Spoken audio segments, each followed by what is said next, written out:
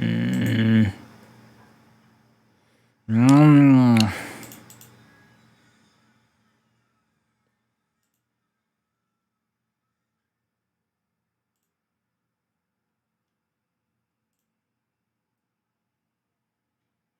М.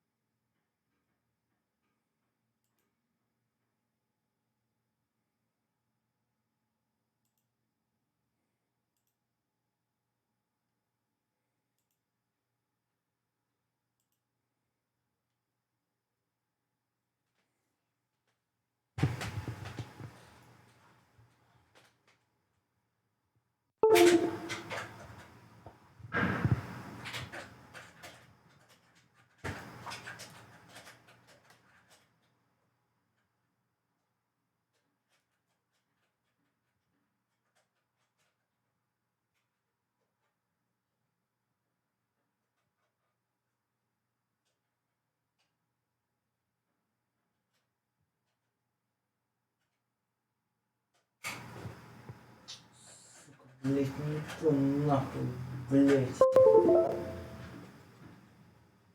Ёбаная мышка, блять, все заебало, блять. Ой. Ой.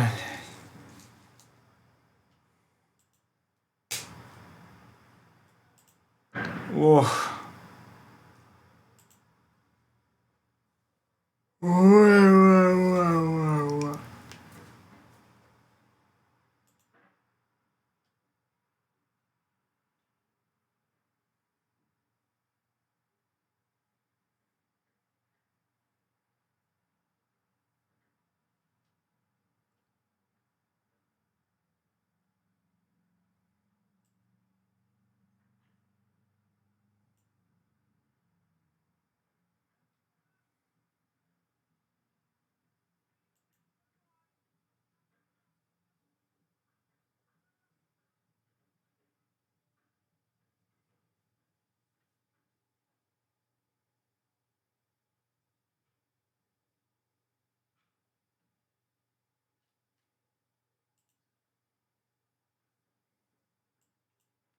Сука, почему так много, блядь, букв?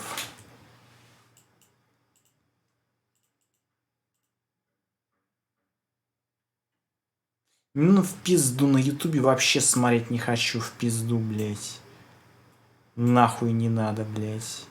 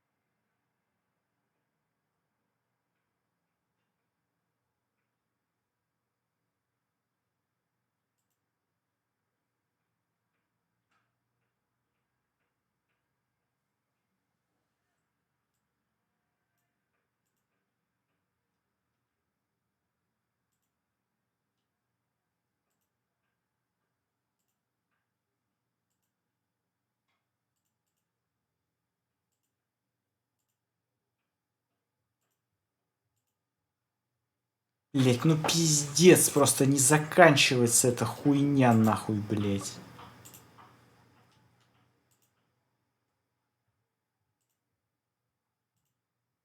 Миллион нахуй кнопок. Это начинается, блять, сначала. Это туториал. А читать его, сука, не сначала надо. Вот с этих ебаных ютубовских видео.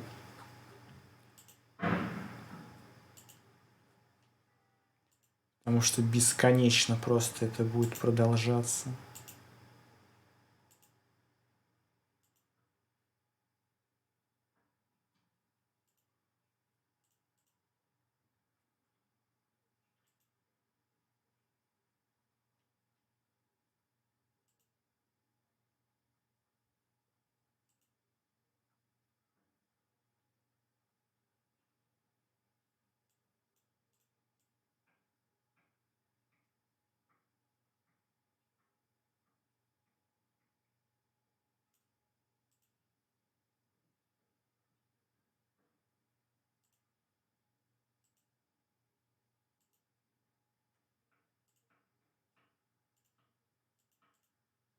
Hello everyone and welcome to Blender.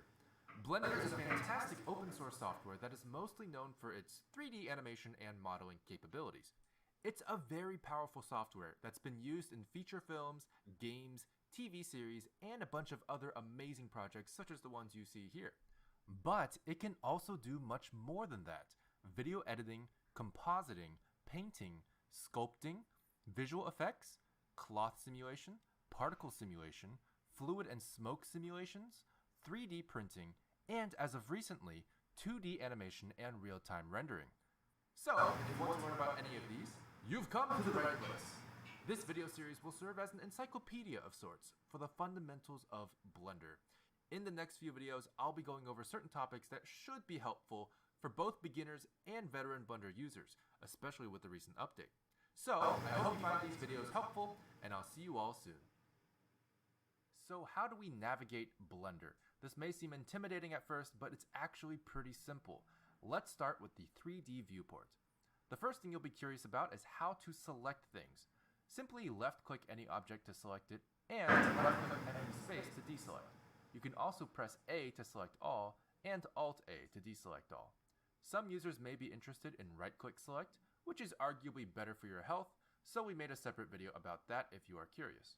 The next thing you'll want to learn is the basics of navigation, how to rotate, how to pan, and how to zoom your perspective of the viewport. To do that, all you need are these buttons right here. So let's say we want to rotate around our cube. Luckily, we have a very handy gizmo in the top right of our viewport that looks like this. Notice how it responds to our cursor floating above each axis. Go ahead and hover over the blue Z-axis indicator and left click. You'll notice that it brings you directly into what's called top orthographic view.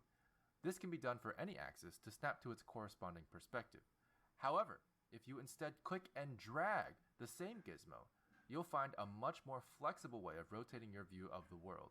It's important for some to know that you can also middle click drag to achieve the same effect, but from any cursor position. Now, you'll notice that our view seems to pivot around a particular point in the viewport, that being the center or origin of our grid. This also happens to be where our cube is at the moment. However, what if we didn't want to look at the cube? What if we wanted to look over here or something? Well, now all you have to do is click this hand icon and drag to where you want to have centered. From there, you'll notice your pivot has changed when you rotate your perspective. For hotkey users, simply hold Shift and middle mouse drag to achieve the same effect, but from any cursor position. But let's say I want to focus back on my cube again. How do we do that? Well, for that, I want to quickly show you the Frame Selected tool, which can be found under View. This will reframe your perspective to focus on the object or objects you have selected. This can also be achieved by using the period key on a number pad. Now that we're this close to our cube, you may be asking, how do we zoom in and out? But it's pretty self-explanatory. We have a magnifying glass here. Click and drag it to zoom in and out, or you can use the scroll wheel or plus and minus keys on the numpad to accomplish the same task. And that's basically it for the basics of navigation, but you may have noticed that we haven't used the other two buttons in this area, the camera icon and the grid icon. The camera icon will bring you into the eyes of your camera. This is very helpful for setting up camera angles and previewing what will eventually be your output image. Alternatively, you can also use 0. The fourth button here is a grid. This may confuse you at first, but this switches your viewport between orthographic mode and perspective mode. I went ahead and set up a scene here to make it more obvious to you, but you may be asking, what's the difference between these two modes?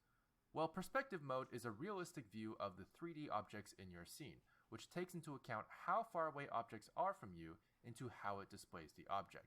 The further away something is, the smaller it gets visually. However, orthographic mode ignores all of that and flattens your world so that no perspective is seen. Everything is angle perfect. This is an unrealistic view but helps immensely with making models accurate, especially in relation to, say, a 2D concept sketch. But that's just the viewport. In the next video, I'll be talking about all the different windows we see here, what they do, and how to navigate them as well. Blender provides a lot of information with its interface, and can be flexible enough to fit the workflow you need. Let's go over some of the basics on how to interpret and interact with Blender's UI. Before we begin, I want to point out that there is a very handy display at the very bottom of the user interface. This is an informative display that lets you know what each click can do in the context your cursor is at the moment. It also applies to when certain hotkeys are being held down to change the function of certain clicks. For example, if you hold Shift, you can see the information at the bottom changing. It tells us that without holding Shift, your middle mouse button rotates your perspective, but holding Shift pans your perspective. Feel free to refer to this display at any time while watching this series or playing around with Blender to learn more of its features. As a quick reference, here are what some of the mouse icons translate to. Now, the next big thing you'll notice is that each important section of the UI is separated into panels. These panels are scalable if you click and drag any of the boundaries, and they can also be whatever you'd like them to be. Simply click the drop-down menu in the top left or bottom left of a panel and select a different type of editor. You can also create more panels by right-clicking a boundary, clicking Split Area, and then left-clicking at a position of the screen you desire. To delete a panel, simply right-click a boundary, click Join Area, and left-click over the panel you'd like to overwrite. Additionally, if you would ever like to maximize a panel to focus on it, simply mouse over an area and press Ctrl Space. You can also press Ctrl Space again to return. While this is extremely powerful, Blender also provides default workspaces you can choose from that set up the appropriate editors for specific workflows. You can find these workspace options in the tabs above. For hotkey users, you can press Control Page Up or Control Page Down. We will be going over each of these workspaces in future videos. However, for this video, we will focus on the primary editors of the Layout workspace. Further introduction of other editors will be given in editor-specific videos. So, let's begin. If you saw our viewport navigation video, then you already know what the viewport is. This is where our 3D scene is displayed. In this editor, you can perform a variety of tasks that interact with your 3D scene and its objects. However, it's important to note that there are two helpful quick menus in the viewport. Simply press T as in Tools, or left-click this arrow here to expand the Quick Tools menu for the viewport. This includes tools such as the Select box, Move, Rotate, and Scale. For hotkey users, keep in mind you can also use Shift Space at any time to bring up the same tools menu but labeled and at your cursor location.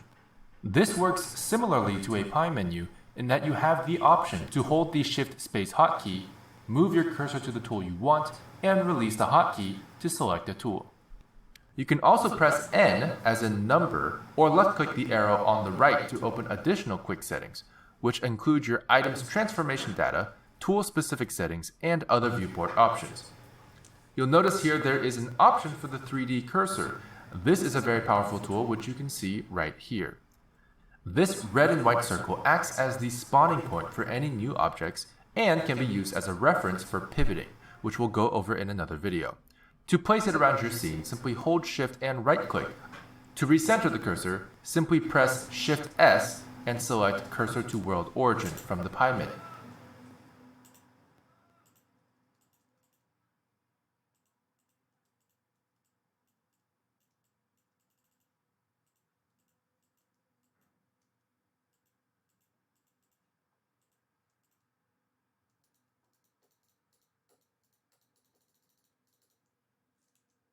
menu, or adjust the location and rotation settings in the right-hand side quick menu. Now, this feels like a good time to explain what pie menus are for those who are unfamiliar. Pie menus are quick wheel menus that appear around your cursor after a hotkey is pressed. You have three options when navigating a pie menu. The first option is to right-click to cancel in case you changed your mind. The second option is to press and hold the hotkey to initiate the pie menu, drag your cursor to your desired choice, then let go of the hotkey to select, with no clicking necessary. Or the third option is to let go of the hotkey that initiated the pie menu before moving your cursor, then use your cursor to left-click select the option you like. After you get used to where each option is, this can greatly speed up your workflow while also making several options available with less keystrokes. To initiate the pie menu, drag your cursor to your desired choice, then let go. Acts as the spawning point for any new objects and can be used as a reference for pivoting, which we'll go over in another video. To place it around your scene, simply hold Shift and right-click. To recenter the cursor, simply press Shift S and select Cursor to World Origin from the pie menu, or adjust the location and rotation settings in the right-hand side quick menu. Now, this feels like a good time to explain what pie menus are for those who are unfamiliar. Pie menus are quick wheel menus that appear around your cursor after a hotkey is pressed. You have three options when navigating a pie menu. The first option is to right-click to cancel in case you changed your mind. The second option is to press and hold the hotkey to initiate the pie menu, drag your cursor to your desired choice, then let go of the hotkey to select, with no clicking necessary.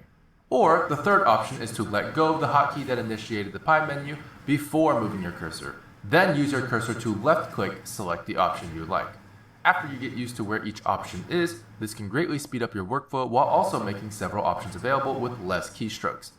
Throughout this series, you will see pie menus quite often for various different contexts. Now below the viewport we have the timeline. This controls playback of your animation. You can zoom in and out with your scroll wheel, drag the timeline with your middle mouse button, change the start and end frames for your output, and create and manipulate keyframes, all of which we'll go over in another video.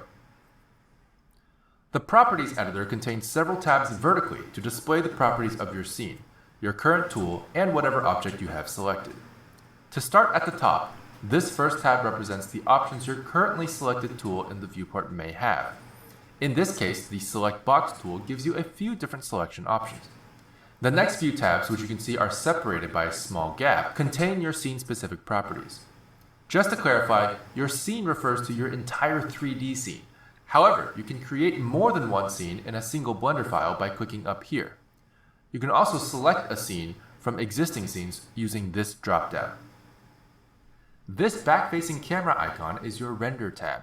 This allows you to change render engines, sampling, engine-specific properties, and other properties that affect your final image and how it's interpreted from the 3D scene. The next icon looks like a printer, and this is your Output tab.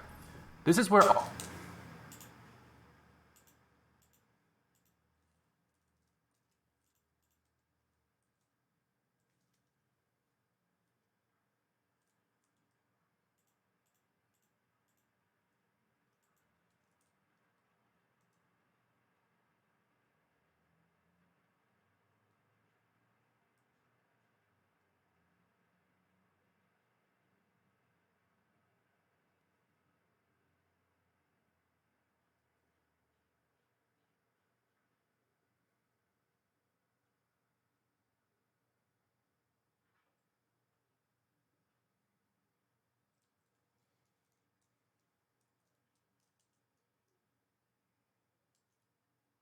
all of your output settings can be tweaked before render: resolution, frame rate, file path, file type, and much more. The icon that looks like a stack of photos is the View Layer tab, and is similar to what used to be called render layers. View layers are typically used to separate background and character passes, for example, for easy compositing after render. However, you'll notice this is only the pass properties, not the objects, and it's for only one view layer, the one we're currently in. To select a different view layer to change its properties, you'll need to go up here, similar to creating a new scene.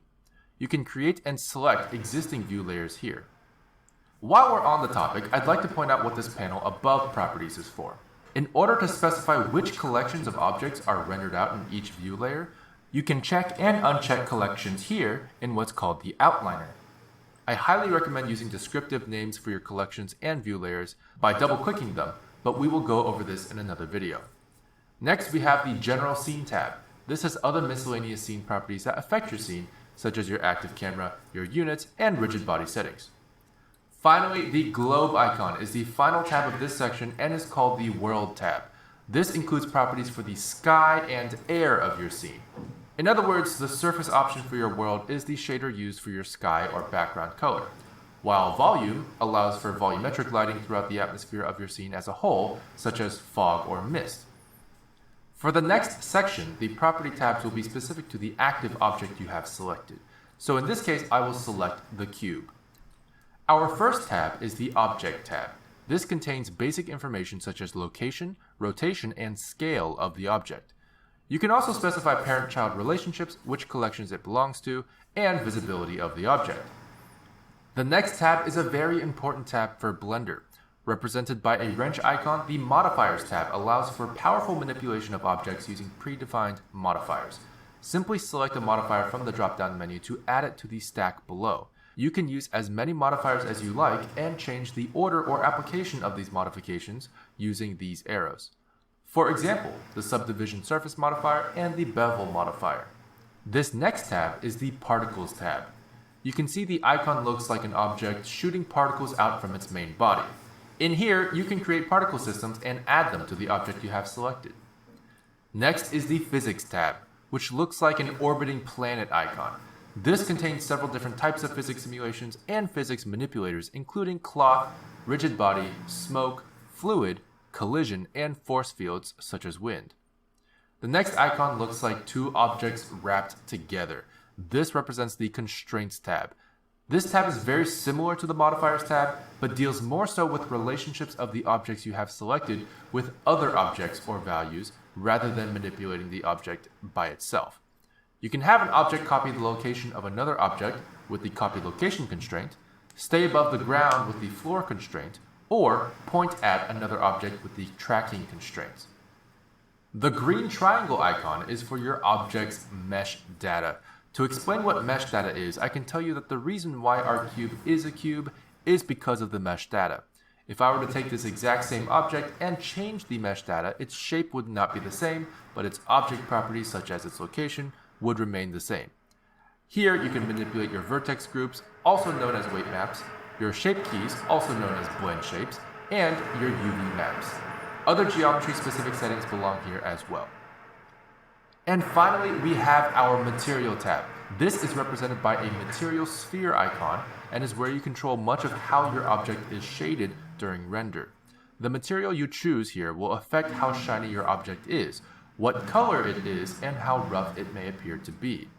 The final tab is actually in a different section, as you can see. There's a small gap there. This is the Texture tab, represented with a checkered canvas icon, and is not object specific.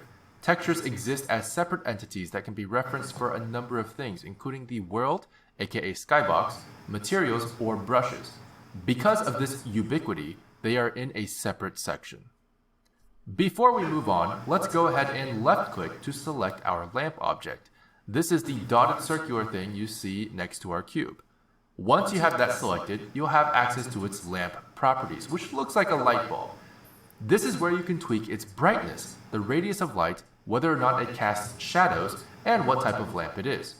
We can also left-click to select our camera object, which is this sideways rectangular pyramid shape we have here. Now you should have access to the camera options, which include focal length, perspective type, and much more. And that's the summary for the default layout workspace we see when we open Blender. I hope this is helpful for you, and I'll be going into more detail about the other workspaces and what each editor does in separate videos. Selecting objects in Blender is quite simple. We already went over it in the viewport navigation video, but to quickly review, left-click an object to select it, and left-click empty space to deselect. But there are other selection tools as well. You can press A, for example, to select all, and Alt-A to deselect all.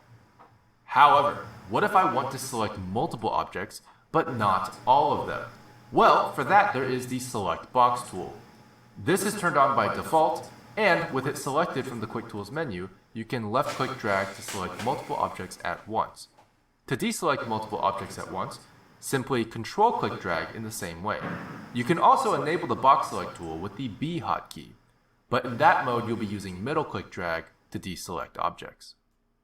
An alternative to the Select Box is to press C for Circle Select, which acts more like a selection brush and only extends selection by default. You can, however, still use middle mouse drag to deselect while in Circle Select mode. Another way to select multiple objects is by simply holding Shift and left-clicking objects individually. To deselect using this method, simply Shift left-click the object again until it's no longer highlighted. You may notice that while you Shift left-click these objects, the most recently selected one is always highlighted in a slightly brighter orange outline. This denotes which object is the active object. The active object is the object whose properties will appear in the Properties editor. Now, just a quick tip. If you have objects or geometry obscured by other objects or geometry, it may be difficult to select them. To help with this, I recommend using wireframe mode, located here, to see through your objects. This makes things easier to select and also allows for selection tools like Box and Circle Select to include otherwise obstructed objects or geometry. Now, it's important to know that each of these selection tools can be used for almost every context in Blender, including Edit Mode, Pose Mode, and many of the editors. However, in some editors you will be required to press B before entering box selection mode, such as the Outliner. You may have also noticed a Select menu in the top left of the viewport. If you open this menu, you'll notice several selection options laid out for you, as well as some viewport-specific selection options, such as Select All by Type, Select Active Camera, Select Linked, and more. Feel free to try these out yourself, but it's important to know that Select More/Less only works in Edit mode, which we'll get into in a separate video. Now that we know how to select objects, let's start transforming them. Transformation refers to moving things, rotating things, or scaling things. So, let's say I want to push or pull my cube to a different location. This would be classified as moving the cube or translating the cube. I can open the Quick Tools menu and select the Move tool. You'll notice 3 colored arrows and 3 colored squares appearing on your selected object. This will allow me to click and drag any of the arrows to move the selected object along that axis. If you select any one of the 3 squares, it will move the object along 2 axes, excluding the axis of its corresponding color. For example, the blue square excludes the blue z-axis movement, but moves your object along the x and y axes simultaneously. But you can also left-click drag anywhere in the viewport to move the object along your viewing plane. Now, in case you change your mind about moving your object after you've already started dragging it, simply right-click before letting go of your left mouse button. This will work for all transformations. For hotkey users, you can press G as in grab to initiate the move along your viewing plane. You can then press X, Y, or Z to move it along a specific axis like the colored arrows did. Or you can hold Shift and press X, Y, or Z to move it along the other 2 axes like the colored squares did. You can right-click at any time to cancel the move, or left-click to apply the new location to your object. Fun fact, if you initiate any transformation with the mouse click instead of the hotkey, you can still use the X, Y, or Z hotkeys to perform similar axis-specific constraints on your transformation before you release your left mouse button. You can also switch your transformation entirely to a different one, such as rotation or scale, with their respective hotkeys. Please read the display at the bottom of your window while dragging your object around for more information. To reset the location of your object back to its origin point, simply press Alt-G. Now, what if we want to tip our cube over or roll it around? In order to do that, we need to rotate our cube. Let's check our quick menus for that. Aha! Yes, it seems we do have a rotate tool here as well. This will display a gizmo over the selected object or objects, showing each rotational axis. Just like the Move tool, you can left-click drag any of the colored rings to rotate along a single axis. But you'll notice there are 2 new areas. the outer white ring, and the inner sphere inside of the colored rings, which you'll notice if you hover over it. The outer white ring can be used to rotate the object along your viewing vector. Imagine your eyes drilling a hole into the center of the object and spinning the object around that axis of rotation. The inner sphere is what you see when you hover over the space in between the colored rings. This can be left-click dragged to enter a free rotation mode, which opens all three axes to rotation, kind of like a trackball on a trackball mouse. This is my favorite mode of rotation as it's the most flexible. For hotkey users, simply press R as in rotate to initiate the rotation along your viewing vector. You can then, once again, press X, Y, or Z to rotate along the specific axis like the colored rings did. But you can also hit R again to initiate a free rotation like the inner sphere trackball did. And again, you can right-click at any time to cancel the rotation or left-click to apply the new rotation to your object. To reset your object's rotation at any time, simply press Alt-R. Now, let's say we want to make our cube much bigger or much smaller, which can be the difference between, say, a tissue box and a house. This would be known as scaling our cube. So let's go check our Quick Tools menu again, and yes, a scale tool. Selecting this scale tool displays a gizmo very similar to the move tool, except instead of colored arrows, it's like colored arrows with cubes of cheese stuck on the tips of them. Cheese. These work exactly the way you might expect. Simply left-click drag any of the colored axes to scale the object along that particular direction, big or small. You can also left-click drag the colored squares to exclude one axis from the scaling process. But what if you want to scale the entire object evenly? Just like moving, you simply left-click drag anywhere in the viewport. For hotkey users, press the S key as in scale to initiate the size change evenly for all axes. Press X, Y, or Z to scale along only a single axis, just like the colored arrows with cheese on them did, or press Shift X, Y, or Z to exclude an axis from the scaling, just like the colored squares did. You can right-click at any time to cancel the resizing, or left-click to apply the new size of your object. To reset the scale of your object back to its original scale, simply press Alt-S. Now, you may have noticed that during the rotation and scale procedures, there was a definitive center or pivot to the transformations. This is usually what the orange dot on your object signifies. However, what if you don't want to rotate or scale based on the object's pivot point? What if you want to rotate from the world origin or scale upwards relative to the floor level? That's where the 3D cursor comes in. This red and white circle is called the 3D cursor. It can act as the pivot point of any object as long as you click this drop-down menu here and select 3D cursor. Try it out with rotation and scale modes. You can move the 3D cursor throughout your scene by selecting the 3D cursor tool in the Quick Tool menu and left-click dragging anywhere in your scene or pressing Shift right-click. You can change the pivot point back to the default median point at any time with the same menu as before. The 3D cursor can also be used for moving your object. I personally love this feature for quick moving your object to a specific point. Simply move your 3D cursor to where you want your object to go. Then go to Object, Snap, Selection to Cursor. For hotkey users, you can simply press Shift right-click and then Shift S and use the pie menu to select Selection to Cursor.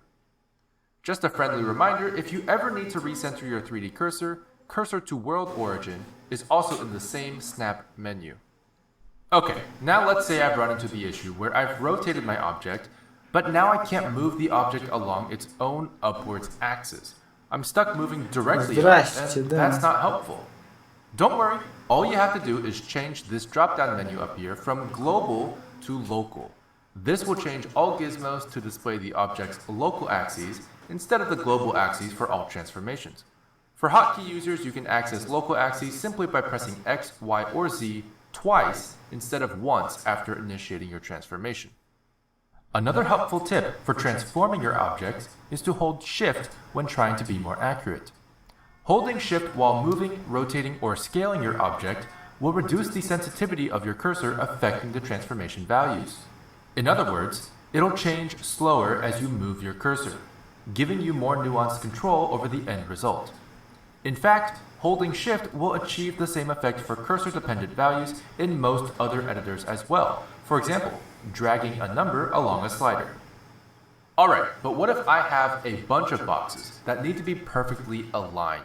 Eyeballing it isn't very practical or helpful. This is where you can use the snapping options located at the top here. This magnet icon toggles snapping on and off, but you can also press Shift-Tab. The drop-down menu to the right of it allows you to snap to increments, vertices, faces, volumes, or edges. This way, you can align your boxes perfectly to each other without relying on guesswork. Selection and transformation are the foundation of manipulating your 3D scene in Blender. To add an object in Blender, it's really quite simple. Let's say we want to add another mesh. Maybe a torus, for example, or a donut. Simply go to the Add menu in the top left, go to Mesh, and select Torus. For hotkey users, you can simply press Shift-A to open your Add menu. You'll notice that the new mesh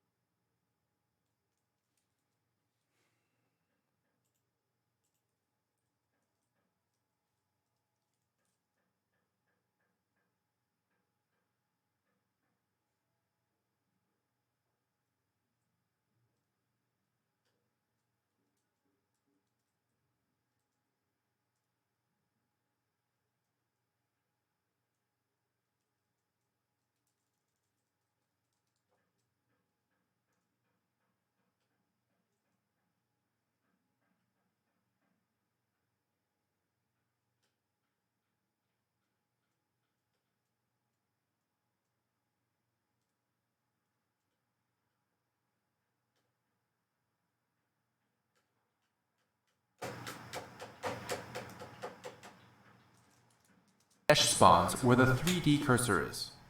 This is an important feature of the 3D cursor. I'm sure you've noticed you can add things other than toruses. Inside the mesh menu alone, you can see all of these primitives here. Most of them are self-explanatory, but you might be curious about what this monkey option is. The monkey is the head of a character called Suzanne. Suzanne is Blender's alternative to more common test models such as the Utah Teapot and the Stanford Bunny. As a low polygon model of only 500 faces, Suzanne is often used as a quick and easy way to test material, animation, rigs, texture, and lighting setups.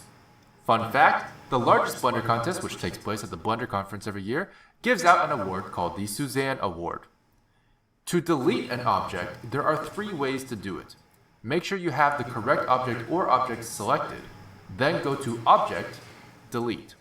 For hotkey users, you can press X or the delete key. However, if you press X, you'll get a confirmation message. To confirm, simply left-click or press D. These delete functions also extend to almost every other editor where you can delete things. But it's important to know that the deletion menu in edit mode, for example, can look very different. Instead of a simple confirmation menu, deleting things in edit mode will bring up another menu, which will ask you for more information. For example, you can choose to delete the vertices, the edges, or the faces that you have selected, and each one will do something slightly different. If you delete vertices, it will also delete all connecting edges and faces of the vertices you selected. If you delete edges, it will also delete any faces formed by those edges, but it will not delete any vertices that also share another existing edge.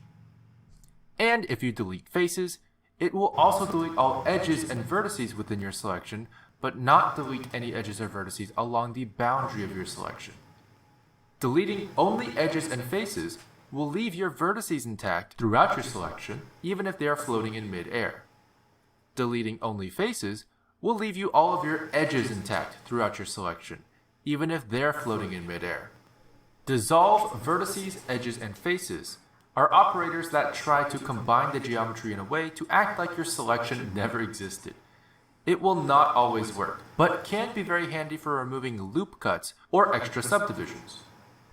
Edge collapse will collapse all vertices along the boundary of your selection, caving in the geometry where your selection once was.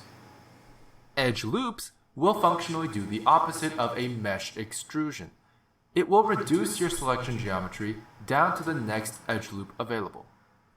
Edit mode has the most complex deletion options available, so while other modes and editors may have similar deletion options, they should be pretty self-explanatory if you can understand these. In this video, we're going to explain collections in Blender. To do that, we're going to try and separate our scene into two groups, one for characters and one for background objects. Collections are similar to what you might call layers or groups in other software. Each collection in your scene can hold objects of any kind for the purposes of organization and/or rendering. You can also have collections within collections for further organization. In fact, that's what's already being done, as the scene collection acts as the parent collection for all collections in a scene, as you can see here. Now, to start us off, let's make a scene that makes sense for our purposes. What we want to do is separate our scene into character objects and background objects. I'm going to go ahead and scale this cube up until we're inside of it. This will be our environment or background. Then I'm going to add a new object, monkey. This monkey, also known as Suzanne, will act as our character. If you take a look at the outliner, you can see that our monkey has already been added to our existing collection. Whenever you add objects in the 3D viewport, keep in mind that they will be added to whatever collection you have selected at the time. In case you can't see any objects in your outliner, your collection may be collapsed down to a single line. This is done by clicking this arrow on the left of the collection name. Simply click this arrow again to expand it. For hotkey users, you can press the plus and minus keys on the number pad. So let's try and move our character into a character collection. Well, for that, there are a few ways to do it. But one of the quickest ways is to simply select the object and right-click for a context menu. Under this menu, you'll see the Move to Collection option. If you click that, you'll be presented with a few choices. If we choose Scene Collection, this will bring our monkey out of its current collection. This is not what we want, and the only existing collection we see in this list is the one the monkey is already in. What we want is the New Collection option. So let's go ahead and click that and name our new collection Character. Quick tip, to confirm the name after typing, simply hit Enter twice. Now, if you look at our outliner, you can see that our monkey is in our character collection. For hotkey users, you can press M, as in Move, to bring the same Move to Collection menu for whatever object or objects you have selected. Another way you can add an object to a new collection is to create an empty collection first. To do this, simply right-click any empty space in the outliner and click New. This will create a new collection within the Scene collection. If, instead of empty space, you right-click a collection name, it will create a new collection within the collection you right-clicked. For hotkey users, you can simply hover over the outliner and press C to create a new collection in the Scene collection. And if you happen to have a collection already selected, your new collection will appear under the selected collection. Fun fact, you can create as many collections as you like. You can rename collections at any time by double-clicking or control-clicking their names in the outliner. So let's go ahead and rename our new collection as BG, or background. We can then move our cube, which is our background object, to our background collection in the viewport with the same Move to Collection menu, or the M hotkey, and then selecting the now existing background collection from the menu.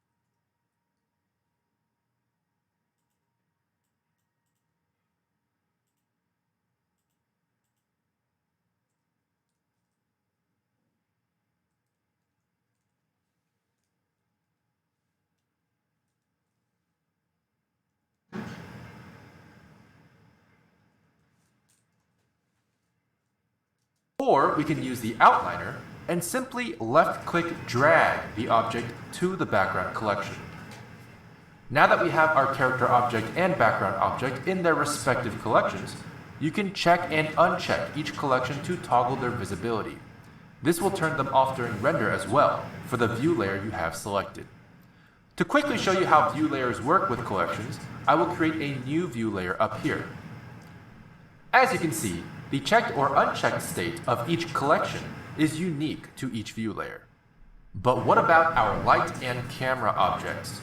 Let's say we want to have these objects in both the background and character collections so that they are visible whenever we isolate either one. However, when we try to move our objects to more than one collection, it doesn't work. While it is possible to link objects to more than one collection using the Shift-M hotkey, a preferable way is to use collections within collections. Let's take a look at how that might work. First thing I'm going to do is rename our collection to car/BG, car being short for character. If we were to simply drag the character and BG collections into our car/BG collection, we can now toggle all collections within our car/BG collection off or on with one checkmark, but also keep the light and camera objects on while toggling the other two. Functionally, this achieves the same thing as adding the light and camera objects to both character and background collections, as you can keep the main collection enabled while toggling off the sub-collections you don't want to include.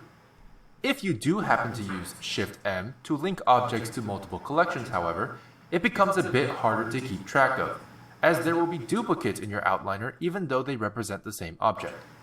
However, if you do link an object to multiple collections like this, just know that you can remove the object from a collection by right-clicking it in the outliner and selecting Unlink. Now that we have all of our objects in their proper collections, I want to explain a quick tip for when collapsing and expanding your collections. In case your outliner ever gets too busy, collapsing your collections can be very helpful. What's especially great is you'll notice a few icons next to the collection names. These icons represent what type of objects exist within each collection. For example, right now our character collection has only one object. But if you collapse the car/BG collection, you'll see that it contains two collections, two meshes, one light, and one camera. This is very helpful for seeing at a glance what objects are within each collection in case you need a reminder. Now, let's say for whatever reason, I want to delete this car/BG collection. Deleting a collection does not delete the objects within the collection. For example, if we select the car/BG collection in our outliner and hit the delete key, the collection is deleted, but the objects within the collection are moved outside of that collection. As a final tip, in the outliner, you can press the eyeball icon to toggle on and off viewport visibility. This will not affect your renders, but will allow you to hide objects and collections while you work. For similar options, you can click this drop-down menu in the top right-hand corner to enable selectability toggles and more. And that's it for our collection overview. Collections are very powerful and the foundation of object organization in Blender. Workspaces are customizable groups of panels or editors that can be used for specific workflows. Blender comes with predefined workspaces that can be found in the tabs at the top. These are labeled as Layout, Modeling, Sculpting, UV Editing, Texture Paint, Shading, Animation, Rendering, Compositing, Scripting, and an option to add your own. If you can't see all of the tabs, just know that you can use scroll wheel or middle click drag to show more. Simply left click any of these tabs to switch to them, and you'll notice they look different. The modeling workspace is used for creating models by manipulating vertices directly. This is why you'll notice that the vertices or corners of your mesh are now selectable. That's because the modeling workspace automatically brings you into edit mode instead of object mode, as you can see in the top left-hand corner of the viewport. You can change into edit mode in any workspace viewport by changing the value of this drop-down menu or pressing the tab key. But the modeling workspace tries to make itself as convenient as possible for you to get started modeling. It also removes the timeline, as modeling typically does not require any animation. The sculpting workspace is similar to the modeling workspace, but is used for creating models by manipulating meshes with a brush. Sculpting is a more free-form method of creating models and typically results in higher poly counts not usable for animation. However, it is a great way to start your creation process to then re-optimize your mesh later on. This workspace automatically puts you into sculpt mode, which is also accessible through the same drop-down menu in the top left-hand corner. However, there is no hotkey for this mode. The UV editing workspace is used for editing your UV projection maps, which is another way of saying, I skinned this object and stretched its skin across a flat surface. Anyway, this is a very handy tool for texturing your objects, as textures must be represented in 2D but projected onto a 3D object. You can see the 3D viewport on the right with an object's corresponding UV map on the left. If there was an image linked to this UV map, that image may become visible on the 3D object on the right-hand side, which would show you visually how the 2D texture has been projected. Texture paint is probably what some of you were thinking when I mentioned the complexity of UVs. Why paint on a 2D surface and project that to a 3D surface when you can simply paint on the 3D surface directly like painting an Easter egg? Well, in this case, you can paint any object like an Easter egg. With texture painting, you can paint directly onto the 3D object, and Blender will project your painted texture onto a 2D surface based on the UVs. The shading workspace is a very important workspace used for manipulating materials, particularly with node-based shaders. The workspace puts your viewport into look dev mode, showing you in real time what your shaders would approximately look like at render. You can also access this from any viewport window using these buttons here. For hotkey users, simply press Z and use the pie menu that appears. If you want a more accurate display of your shader, you can also change it to rendered mode. If you play around with the numbers in the node editor below, you'll be able to see some changes in real time in the viewport above. It also includes an image editor and file explorer for any necessary image files. The animation workspace is catered specifically for animators to have all the tools they might need. The 3D viewport is where most of the animation will happen, but the dope sheet, which looks similar to the timeline, will be where all of your keyframe manipulation happens. You may also notice that there is a sliver of the timeline editor below the dope sheet. That is simply to provide all of the playback options, start and end frames, and keyframe navigation buttons the dope sheet does not have. For example, you can click this circle/record icon to start automatically recording changes in your object's location, rotation, or scale as keyframes for animation. The camera view on the left is also a 3D viewport panel, but focused on the camera's perspective. This is great for getting an idea of what the animation will look like at render. Now, there may be some of you who are wondering where the graph editor is. If you want to use the graph editor, simply create a new panel and select graph editor from the editor options in the dropdown. However, the dope sheet is so powerful with keyframe manipulation compared to other 3D animation software that the graph editor is not used nearly as often, but it can still be useful. The rendering workspace is used for testing or finalizing the output of your file. If you had a recent render, it'd likely be displayed here. It's important to note that this is the same image editor that we see in other workspaces. However, the image selected is render result, giving you access to slots, which serve as great temporary render test comparisons. These slots are accessible both through the top right dropdown, as well as the right-hand side quick menu, pulled up with the N hotkey, under Image. For hotkey users, you can use J to toggle between the most recent two slots, or use any of the numbers on the number row to go to a specific slot corresponding to that number. The compositing workspace is used for post-processing and After Effects that would add beautification to your renders, such as glow, blur, masks, etc. The compositor in Blender is node-based and is very similar to the shader editor in the shading workspace, but has its own editor in the drop-down menu. In order to start using the compositor, simply check Use Nodes at the top here. This will automatically generate a view layer node and a composite node. The composite node is simply the end result receiver, your final output. And the view layer node represents how you can use view layers to combine different passes, such as character and background in this compositor. Now you may notice that there is a dope sheet provided at the bottom, which is Blender's keyframe manipulator for animation. So why is it here? Well, let's say you're doing an animation where you want one particular part of the animation to have heavy directional blur because the camera is moving fast, but you want to turn it off after a certain point. In this case, you'll want to keyframe your blur property. The dope sheet is provided to help you keep track of those compositor-specific frames. The scripting workspace is for those instances where we might have to write some code. The text editor is very flexible. It can load and save files externally, enable syntax highlighting, enable word wrap, enable word lines, and a number of other useful coding tools. It can also provide easy-to-set-up templates for common Blender script functions, such as UI elements or gizmos. You'll notice there's also a console panel provided on the left. This is for seeing error messages at runtime. And at the bottom, we have what's called the info panel. This is a list of recent operations that have been performed by Blender, which usually correspond to actions the user has taken somewhere in the software. For example, if you select an object in the 3D viewport and transform it, you'll notice a new line appear in the info panel.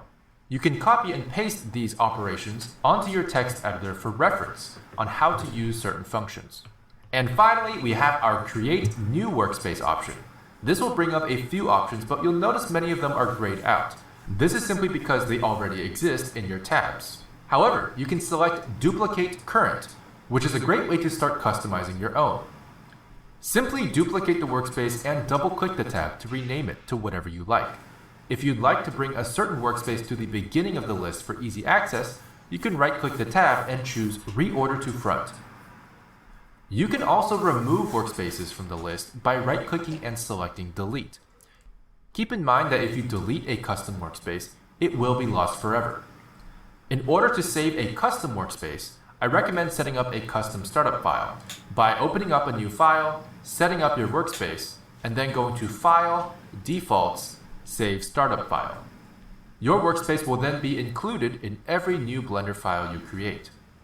However, while you are looking through the new workspace options, you may have noticed that there are a few workspaces in the creation options that we haven't seen yet. We may go over these in another video, but I highly recommend looking into the strengths of Blender's 2D animation capabilities, as well as its powerful VFX and motion tracking capabilities. And that's the general summary of how workspaces work. We'll be going over specific workspaces in more detail in their separate videos. As promised, let's talk a little bit about how modeling works in Blender. The workspace itself can already tell us a lot on what modeling entails. As you can see, the object is in edit mode, which is very important for modeling, since it relies on manipulating the vertices, edges, and faces of a mesh. You'll also notice that the modeling workspace opens the Quick Tools menu on the left for us already. While in edit mode, the left-hand side Quick Tools menu provides several more tools for us to use, including Extrude Region, Bevel, Knife, and Loop Cut, to name a few important ones. We'll go into more detail about some of these tools in their own videos. The modeling workspace also automatically brings us to the Modifiers tab of our Properties editor. Modifiers are very useful during modeling, and we'll be going over a few of those in their own videos as well. Additionally, there are several more options up here at the top of the viewport now that we're in edit mode. Each of these menus will give you additional operators to work with during modeling. That being said, most basic functions will be available through the Quick Tools menu alone. Just to demonstrate real quick, let's say we want to model a chair. You can do that very easily in the modeling workspace by simply selecting the appropriate tools. I'll be going over exactly how I made this chair as we learn more about the modeling tools. Modeling revolves around the editing of meshes. But what are meshes? A mesh is a collection of vertices, edges, and faces that describe the shape of a 3D object. But then you ask, what are vertices, edges, and faces? Vertices is the plural form of vertex, which represents a single point. Edges are the line segments between vertices. And faces are flat surfaces enclosed by edges. But some software will also call these polygons.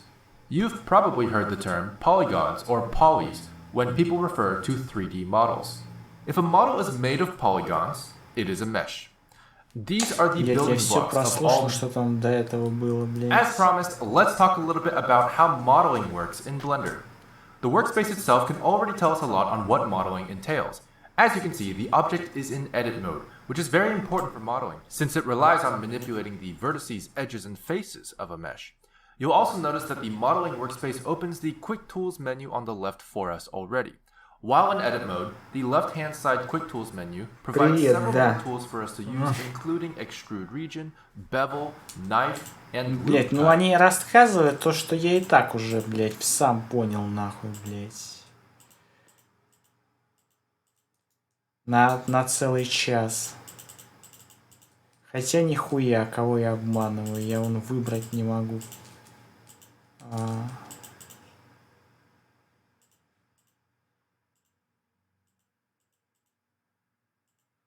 Ну, блять. Наверное, вот это для того, чтобы много объектов двигать. А вот это для того, чтобы... Кнопки все эти. Вот это вот херота, блять.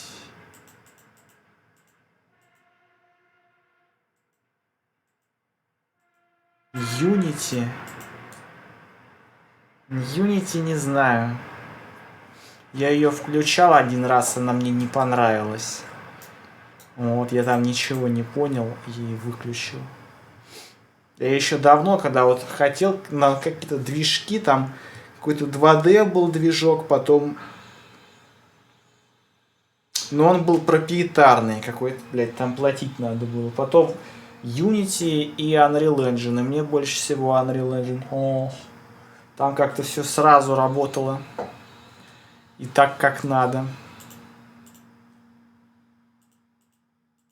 Сначала нужно объект выбрать, наверное. А как я его выберу?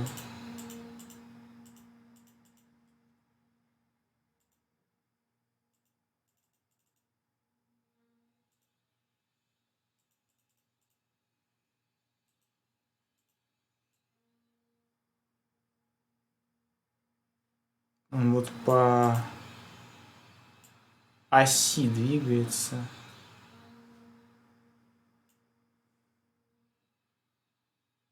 А сейчас это блендер. Это в Unreal Engine же нельзя. Ну, там как бы можно, ну, какие-то 3D модели делать, но обычно их, наверное, где-то здесь делают, а потом экспортируют, или я даже не знаю. То есть, ну, это как дополнительно, да, то есть одно другое должно дополнять. Но тут как-то все ультра сложно. И там сложно, и тут сложно. Это десятилетиями нужно в этом разбираться, а потом уже и время закончится. To name a few important ones. We'll go into more detail about some of these tools in their own videos. The modeling workspace also automatically brings us to the Modifiers tab of our Properties editor. Modifiers are very useful during modeling, and we'll be going over a few of those in their own. Какие-то модифайеры. Какой смысл, когда я не могу даже выбрать? Я кликаю, а он не выбирается. А это вообще не пойми, где искать. А может он и выбрался, кто его знает. Ой, сколько кнопок.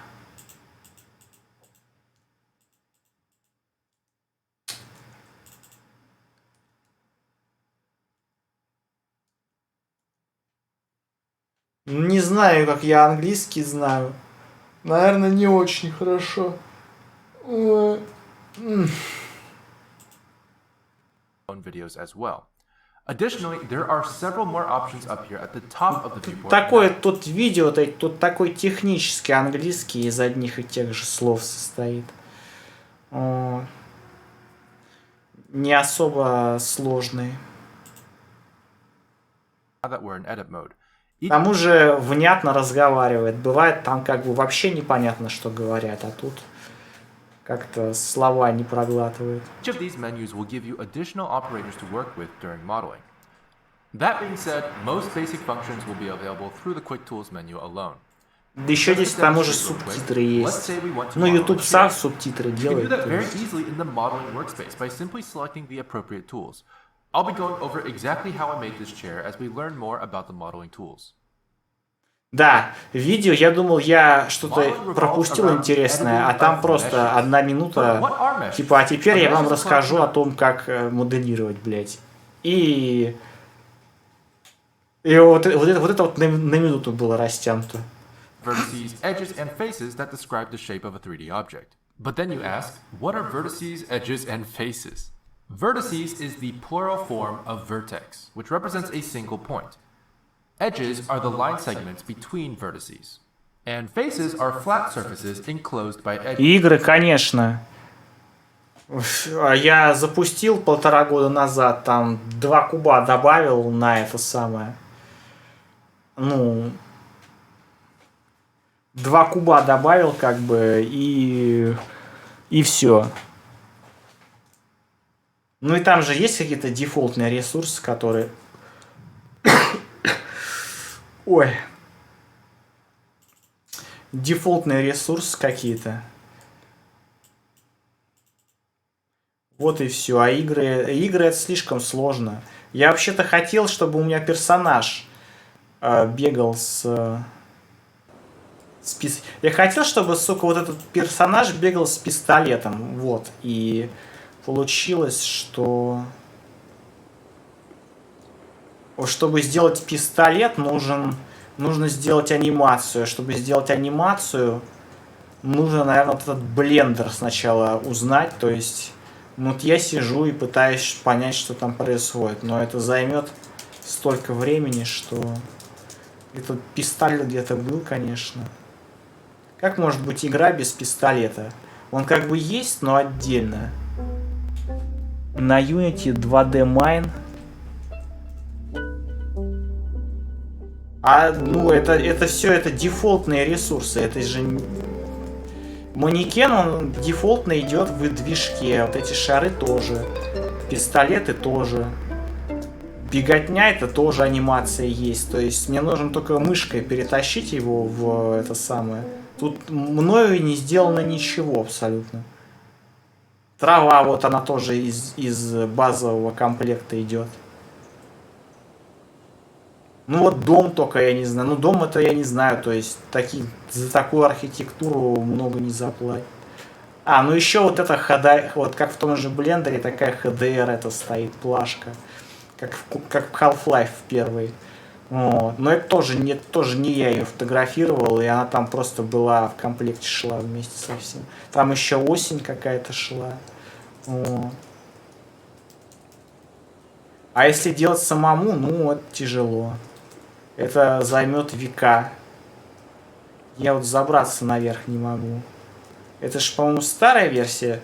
У меня еще... Кто мне платит? Мне никто ничего не платит.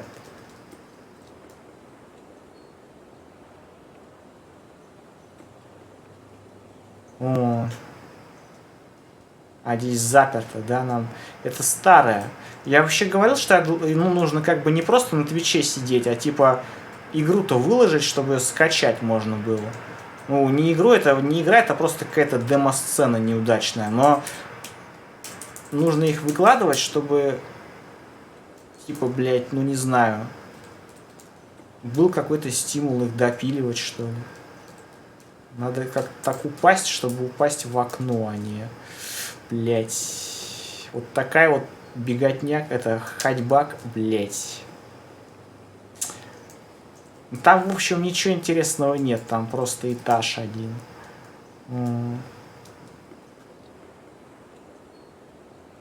Ну вот это то, что есть. Это я где-то неделю назад сидел, тут там, я не знаю, как это назвать, кубы эти переворачивал.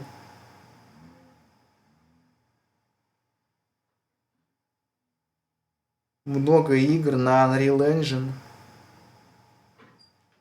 Просто люди, когда они видят эти какие-то там же все из коробки работает, они видят, типа, вот, блядь, заебись, как бы, на самом деле, там геймплея-то нет никакого. Построил пятимерный симплекс. Что такое пятимерный симплекс?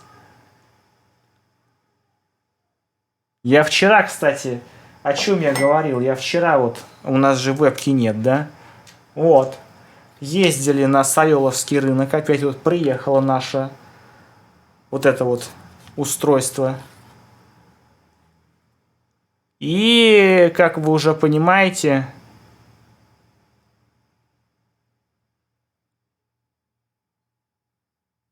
Значит, что значит знаю, что надо включать? А где? Не, я включил, чтобы показать, что вот как бы вот приехало вот это вот устройство, и оно не работает. То есть я включаю, она там лампочкой моргнула один раз и выключилась. И все. Это она после гарантии, я 1,5 месяца ждал.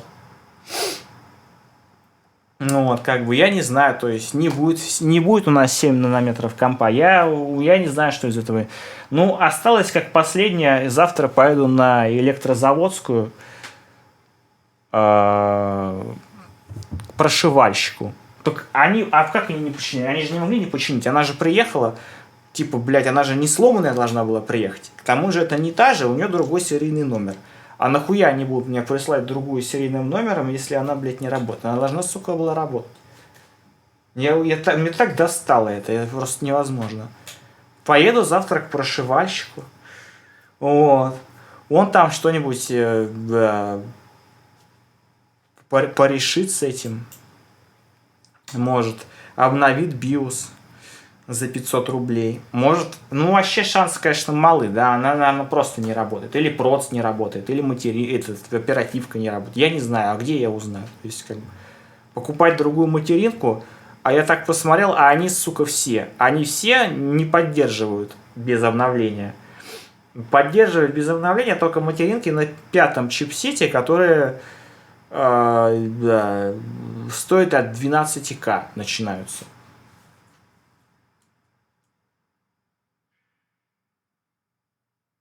А где у меня разные просто?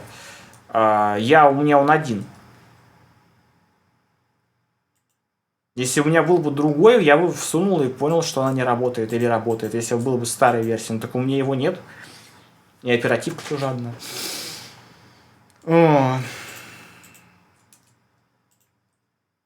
Edges, but some software will also call these polygons. You've probably heard the term polygons or polys when people refer to 3D models. If a model is made of polygons, it is a mesh. These are the building blocks of all meshes. And То, что у меня modeling сейчас involves the всунуто интеловский компьютер 2012 года, который к этому никакого отношения не имеет. Из него ничего сюда всунуть нельзя, только блок питания. Но блок питания я и использую старый. Я высовываю всю эту хероту и вставляю в этот ящик в железный. Вот. Остается только блок питания с ящиком. А он даже вентилятором не крутит. То есть я там нажимаю включить, а он даже не включает. Вот и все. Причем я же, сука, помню, что 3 дня комп работал, блядь. 3 дня, сука, комп работал.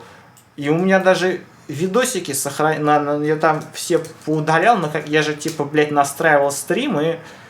я, типа, настраивал стрим и... Типа, блядь, на YouTube стримил в закрытую эту самую...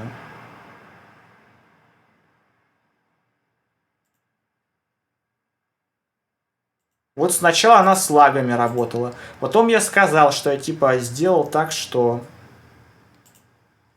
Сколько там у нас? У нас там 60 FPS сейчас стоит, да? Ну, тут, конечно, до 60 FPS далеко. Но тем не менее. Вот. Это она сейчас лагает. А потом я типа сделал так, что... Она распараллель, там нужно выбрать, чтобы, ну, игра была не на тех же ядрах, что и ABS-ка, и тогда она меньше лагала. То есть, это уже, по-моему, постригусь, у меня денег нет. Я все деньги, у меня последние 500 рублей отдаю за то, чтобы мне BIOS прошили завтра. Откуда я возьму еще деньги? Пуп, кстати, играл, по-моему. Пупк играл, Fortnite играл. Там все это лагало. Может из-за видеокарты, может. Но это потому что на ютубе. У меня же еще много записано было не на ютуб, а просто... А, вот пуп, кстати. Но это с лагами. Это еще до того, как я его исправил. Но я тут и графу ставил на максимальную. Потому что там видеокарта уже... Видеокарта... Вот он работал, сука. Блять, а мне говорят, что комп у меня не запустится. Продавец-то еще говорил, что комп твой не запустится, потому что там биос нужно обновлять. А нихуя, блядь, он запустился, блядь. Там биос новый стоял на этой материнке. Максима Галкина смотрели он вчера и когда, где?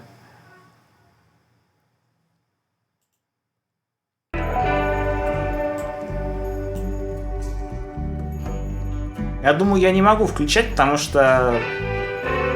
Блять, копирайт.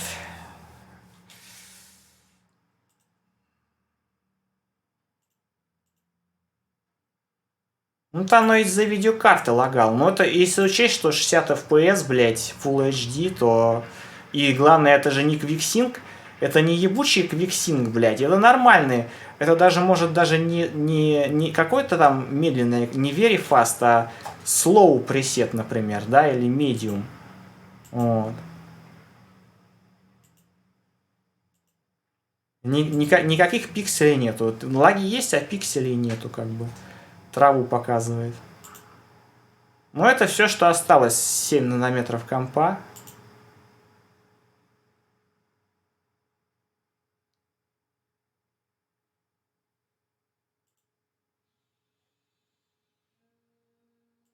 Вот тут вот стрельба была.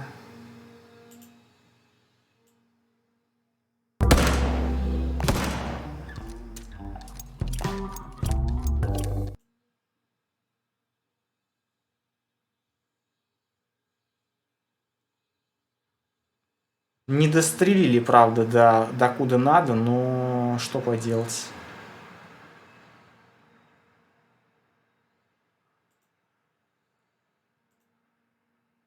Это с финалками, с этими.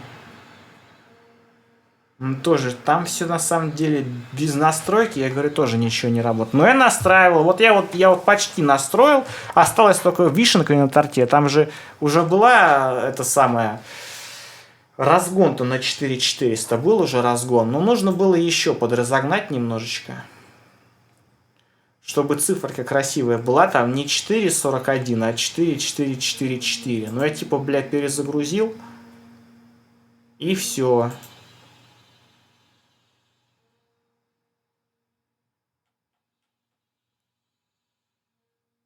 Может, там напряжение скакнуло, биос слетел нахуй, блядь.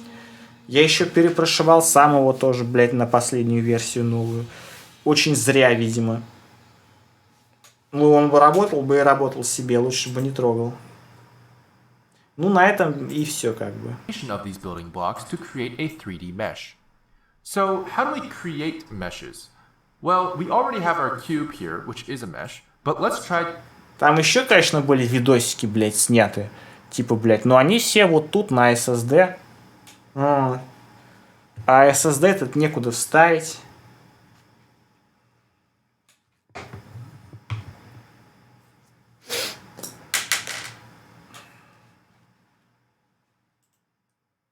to add another mesh.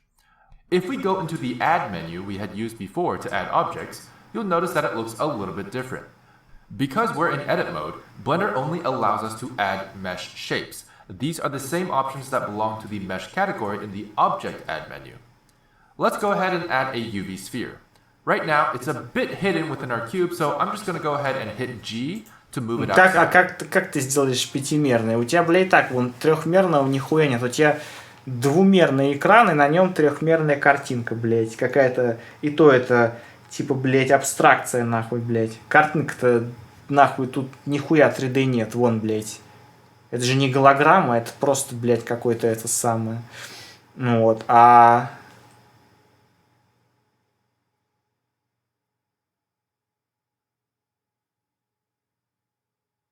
А четырехмерный показать в трехмерном мире, ну хуй знает. Четырехмерное в трехмерном это как вот, я не знаю, как есть трехмерное, типа, блядь, куб. И если, ну как бы можно представить куб, что это как набор плоскостей. Просто это плоскость, которая типа, блядь, растянута.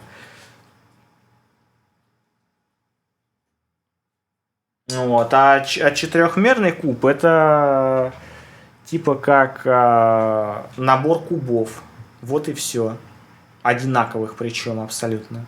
То есть, если бы они были не одинаковые, это была бы какая-то такая сложная четырехмерная фигура. Вот можно представить, ну, списком кубов, например. Там один просто куб, другой там типа куб с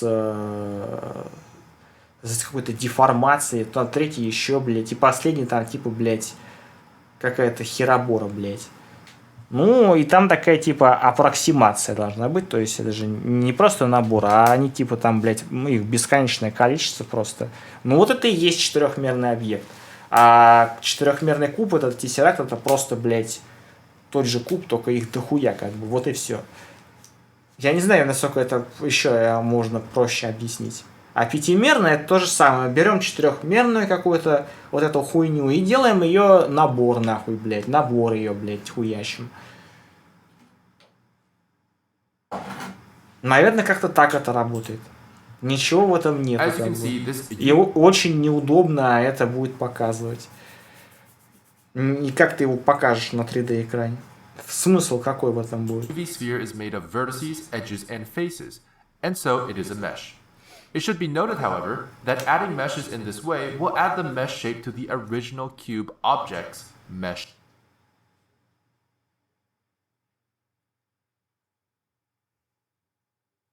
Какой симплекс?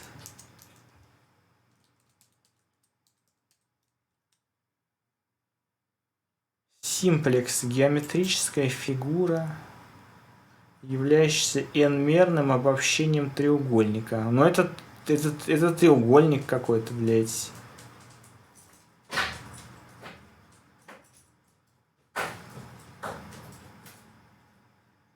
Два симплекса это просто треугольник. Три симплекс это типа, блядь, вот эта херня. Как ее правильно назвать, я не знаю. Я уже забыл. Призма, ёпта. А дальше и четырехмерная, типа те же призмы, только... А хотя подожди. А как представить треугольник вот этими, блядь, хуёвинами? Никак, наверное. Это сложно будет. Это не куб.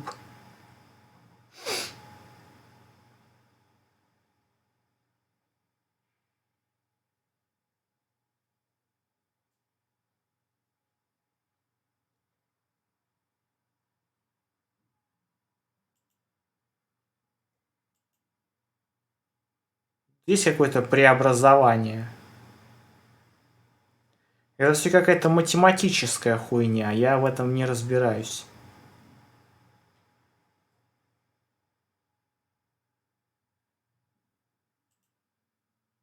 Это тетраэдр называется, а не призма.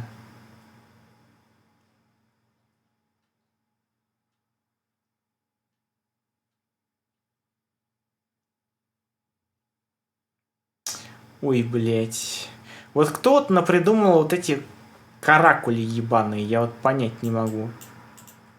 Это какой-нибудь древнегреческий придурок придумал, типа, буквами обозначать там альфа, там, блядь, бета какая-то, гамма и прочая хуйня, блядь. И так с тех пор и пошло. Вот. А дальше они вместо того, чтобы нормальную нотацию какую-то математическую изобрести, они также и хуячат дальше. Вот это все, вот эти какие-то кракозябры непонятные. Я в этом ничего не понимаю. Вот то же самое примерно с нотами в музыке, блядь. Какой-то придурок придумал эту хуйню, блядь, и все должны ей пользоваться. Нахуй надо. Вот. У меня нет идеи лучше, но вот это как бы это абсолютно какая-то хуйня. То есть ну, нужен кто-то, кто изобретет нормальную нотацию всего этого. Потому что, ну, нихуя непонятно, блядь.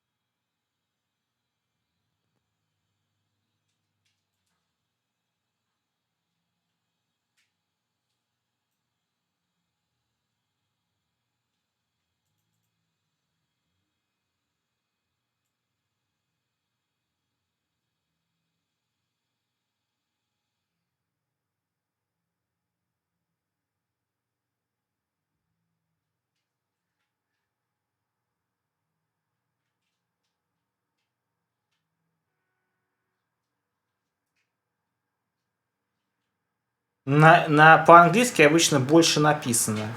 И картинки. Вот по-английски не ленятся добавлять картинки, которые хоть как-то объясняют происходящее.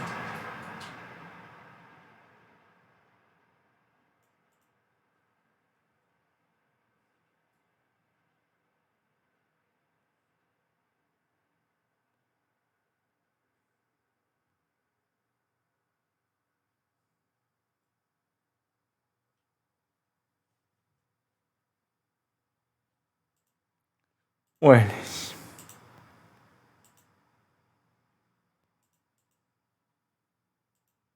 Data.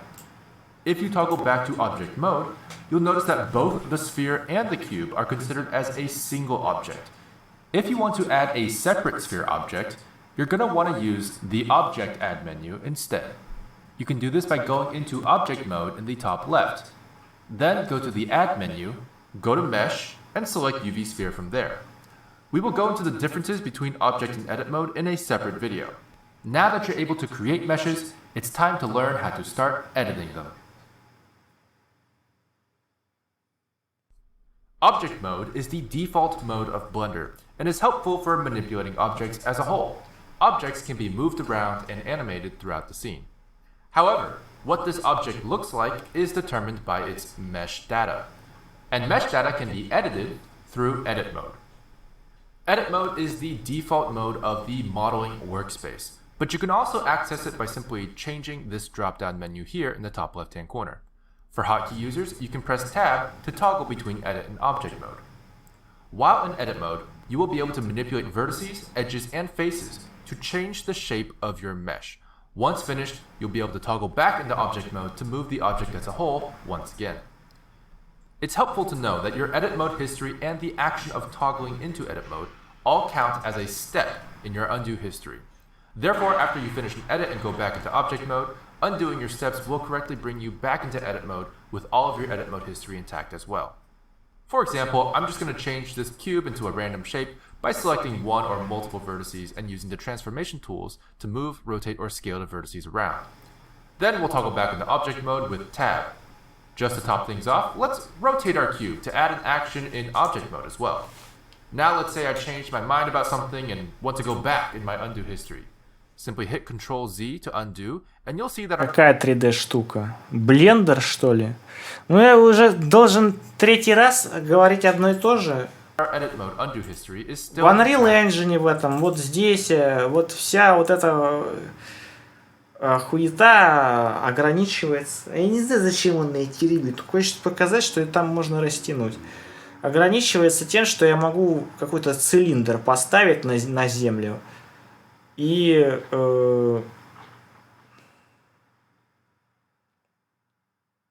я смогу повключать и вот это, и вот это, и вот это. Все. Повисло, что ли? У меня 10 программ открыто.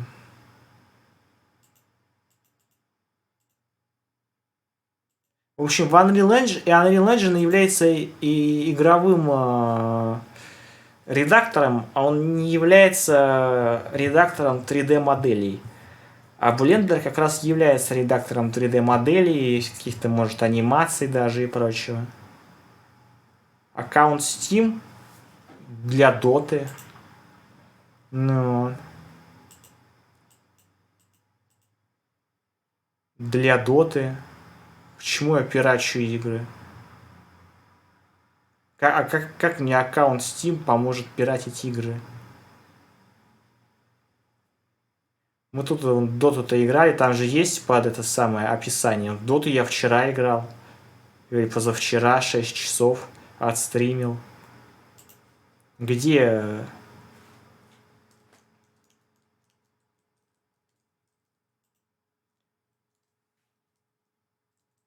Раньше у нас был ранг Властелина, а теперь... Властелина, а теперь... Доки-доки это было очень давно. Вот, был властелин ранг, а теперь вот у нас ничего нет. Зато проигрывать не так стрессово проигрывать. Мы вообще-то сделали, чтобы он ли на медовой луне играть. Герой с одной кнопкой. Вот. Но все равно начали эту жар-птицу тоже брать, то есть...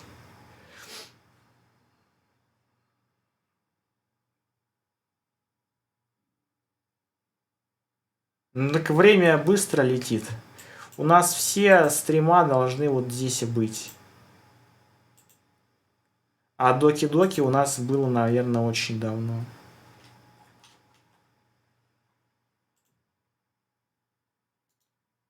$12 часов.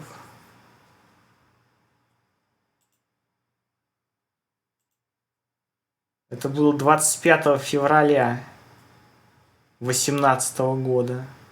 Это было... Сейчас уже третий год стрима пошел. А сейчас у нас... А тогда был 2,5.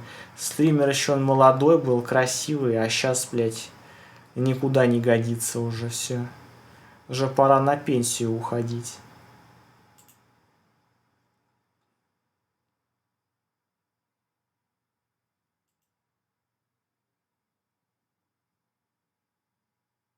Меня там никто ни с какого ножа не порезал, потому что я не доиграл до конца.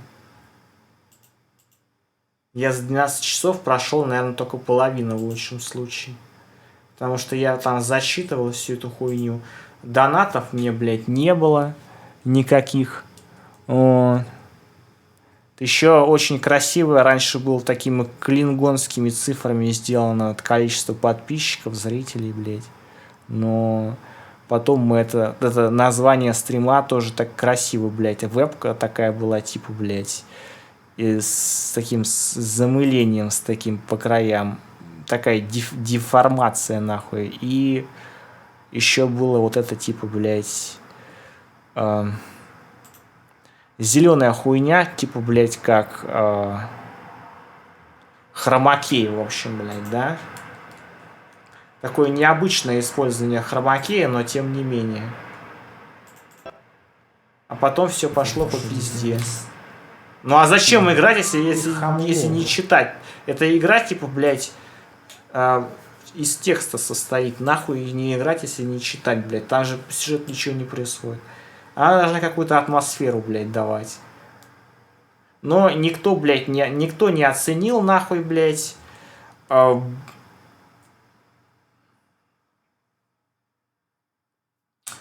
Быдло не оценило, блядь. Ни вот поставленный свет не оценила нихуя. Ни вот эту хуйню. Ни вот эту хуйню, блядь. Ни вот эту хуйню, блядь. И смотрит всякое говно, типа, блядь. А у меня должно быть по 117 просмотров, блядь.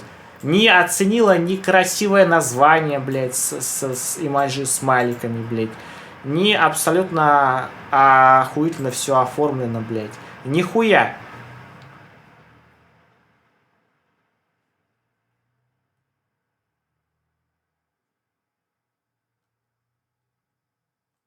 Просто охуительная красивая картинка, блядь, была, нахуй, блядь. Все, нахуй, стрима все сделали, блядь. Стримят вам, суки, по 12 часов, блядь, стрим идет, нахуй. 12 часов, нахуй, блядь. Нихуя, блядь. 100, значит, блядь, 100 просмотров, 35 подписчиков спустя 3 года. Смотрите свое быдло, блядь. Смотрите свое быдло, там какие-нибудь бомжей, нахуй, блядь, нахуй. А я в пизду вообще вас всех. Нахуй вообще стараться что-то делать. Просто руки опускаются. Суки, блядь. Скоты, блядь. Сучья, блядь, отродье, нахуй, блядь. Ютуб им, блядь, подавай, блядь. Суки, блядь, мрази, блядь. Тля поганая, блядь.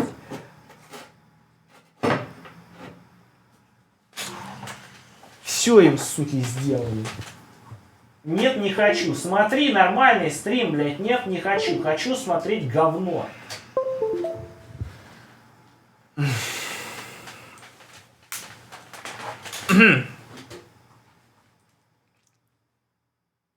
Вот теперь нихуя не будет. Теперь будет, блядь, вот вся хуйня будет, блядь, одним этим, блядь, идти и сами разбирайтесь.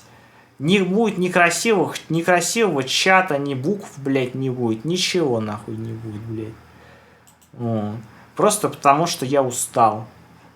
А как тут не устать? Или вообще буду офать нахуй и все, блядь, заканчивать.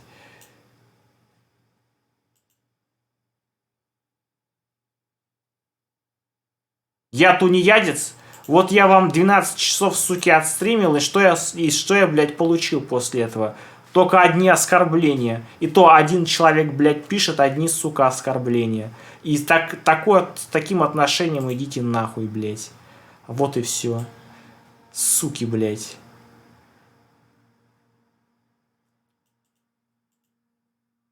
And accessible. Fun fact, cameras, lights, light probes, empties, images, speakers, and force fields all do not Тля have поганая, edit mode. блядь. But there are non-mesh Только objects из пизды вылезли, уже учить начинают. that do have an edit mode accessible, but may look a little different. For these objects, you won't be manipulating mesh data, but rather the object-related data that they might have. However, the principles of editing these objects remains the same. Manipulate the building blocks to create what you need. Blender can also edit multiple mesh objects at once. To do this, simply select all the objects you would like to edit and go into edit mode. You'll notice that you'll be able to manipulate vertices, edges, and faces of any of the objects you have selected simultaneously. However, you won't be able to have any of the objects' mesh data interact with each other, as trying to connect vertices between objects will not work. For example, normally you can press F as in fill to join two vertices with an edge, but because these two vertices belong to separate objects, Blender restricts me from connecting them. In order to actually connect these vertices, I would have to join these two objects into one mesh. To do this, simply select them in object mode, go to the object menu, and select Join. For hotkey users, you can simply press Ctrl J. Once you've done this, you can now edit them in edit mode with no restrictions. In case you want to separate your mesh again into different objects, you can go into edit mode. Нам лучше бы сразу узнать, как сделать там какую-то хуйню и экспортировать ее вот сюда, блядь. Мне бы это не помешало бы. Какой-нибудь тот же, блядь, ёбаный этот куб ёбаный, блядь. Как его выбрать?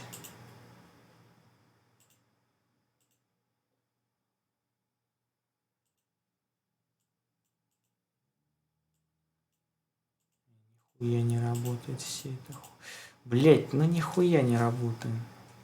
Вот как тут не ругаться, а? Ничего не понятно и, сука, блядь.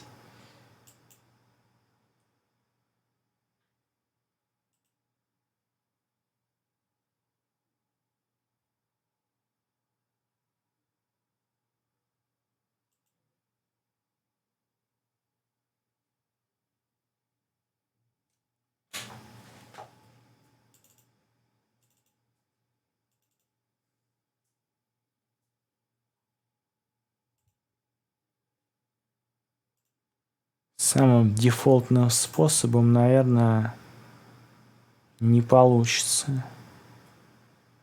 Оно это и не понимает нихуя.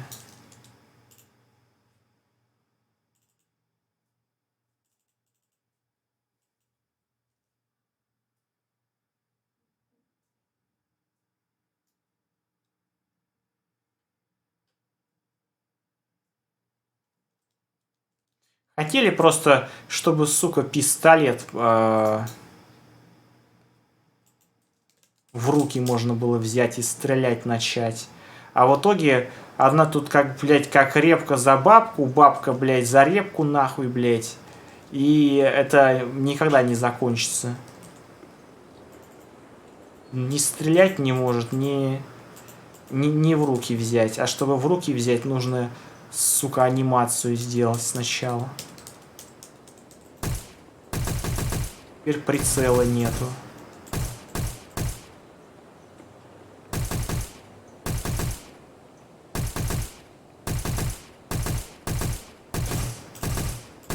Никогда мы не разберемся.